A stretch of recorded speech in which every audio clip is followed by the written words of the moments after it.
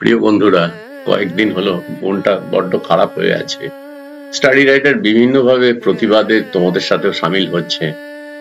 তাহলে শোনো। মেয়েটা ছিল বড্ড ভালো আর পড়াশোনায় দারুণ মন। মা বাবাকে বলতো কেবল, ডাক্তার হতে করেছি পণ। কেন রে মেয়ে, ডাক্তার কেন? আরো তো আছে ভালো প্রফেশন।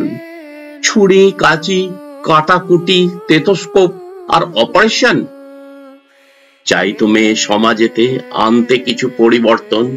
গরিব মানুষ পায় না আহার, আহা সেবায় তাদের বাঁচাবে প্রাণ। স্কুলের গণ্ডি পেরিয়ে যখন পড়তে গেল ডাক্তারিতে, পাড়ার যত জেঠু কাকুর মন মাতল খুব খুশিতে। ডাক্তারিটা পড়লো মেয়ে, হাসপাতালেও ডিউটি হয়। পায় না আরাম সেই বিছানায়, মায়ের হাতের খাওয়াও নয়। রাত্রি জেগে পেশেন্ট দেখা, ক্লান্ত শরীর ব্যস্ত রাখা। সেবার ব্রত নিয়ে মেয়ে রাত্রে শেষে কেবল একা। হাসপাতালের চৌহদ্দিতে সিকিউরিটি গার্ডও আছে, ঘুরছে শিয়াল কুকুর কিছু। ঘুম আসলো মেয়ের কাছে। স্বপ্ন আসে স্বপ্ন যায়, মায়ের সাথে এক বিছানায়। ছোট্টবেলার সেই গল্পগুলো ঠিক জড়ো হয় এই সময়। সুখের স্বপন ছিটকে দিয়ে চোখের জলে রক্ত এলো।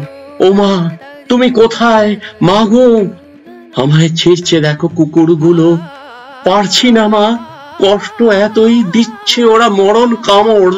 অকারণে যন্ত্রণা দেয় নরপিশাচ, রক্ত দেখো ঝরছে আমার। মা গো, বাঁচতে ওরা আর দেবে না। খুন হব মা ওদের কাছে, চিনতে পেরে মরতে হলো। ফিরবো না মা বাবার কাছে। শরীর অবশ হচ্ছে মা গো, যন্ত্রণাটা দিচ্ছে জ্বালা। ঘুমের দেশে যাচ্ছি আমি, গলায় পড়ে মরণ ডালা।